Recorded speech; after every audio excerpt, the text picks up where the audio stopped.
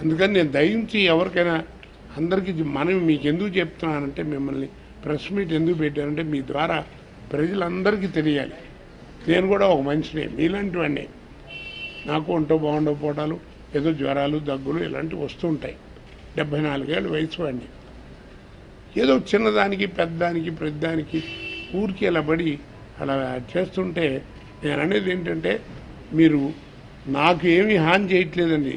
నేను మొండి ఉండవడంలాగా కూర్చుంటాను. కానీ నా బంధువుల కోట్లోనూ బంధువుల దగ్గర నా ఫ్యామిలీని వాళ్ళని పాడు చేస్తున్నారు. ఆ అర్హత మీకు లేదు, తప్పండి. ఇది నాకే కాదు, ఏ ఆర్టిస్ట్కైనా ఏదైనా ఉంటే ధైర్యంగా అడగండి, తప్పులేదు. ఏవో పర్సనల్ కారణాలు ఉంటాయి, వాడు ఏదో పాడవుతుంటాడు. అవి కూడా మీరు టీవీలో అంటే మనం ఏం చేస్తాం? నేను పాడైపోయానండి, ఆరోగ్యం చూసుకోవట్లేదు, తాగుబోతున్నాయి అని రోడ్డు మీద పడి తిరుగుతున్నాను. ఎవరు చేస్తారు దానికి? నా ఒళ్ళు కలుపుతో నేను చేసేది కాదు అది. మనమేమైనా తెలియని వాళ్ళమా? అందరికీ తెలుసు, బలానా అని తెలుసు. కాబట్టి ఇప్పుడు ఆనకు ఆడియో ఫంక్షన్కి వెళ్తున్నాను.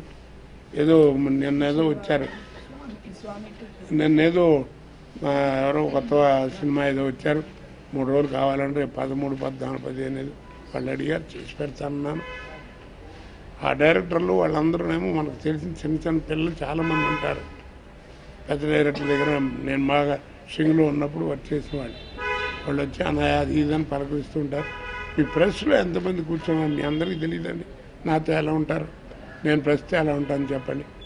ఎంత సరదాగా అందరితో జోకులు వేసుకుంటూ మాట్లాడుకుంటూ ఉంటాను తప్ప ఇలాంటి పిచ్చి పిచ్చి వేషాలు నాకు తెలియవండి, అక్కర్లేదు కూడా. ఎందుకండి? బతికినంతకాలం హాయిగా పోతాం, ఏదో భగవంతుడు ఇచ్చాడు, ఏదో బాగానే ఉన్నాం, హాయిగా ఉంది. ఏం కావాలి ఎందుకంటే జీవితానికి? ఏం ప్రతివాడు కుబేరులను టాటా బిర్లా ఎవరు కదా, భగవంతుడు ఇచ్చాడు. ఏం కావాలి? చక్కగా కష్టపడ్డాం, బ్యాంకులో పనిచేసాం, ఏదో చేసాం.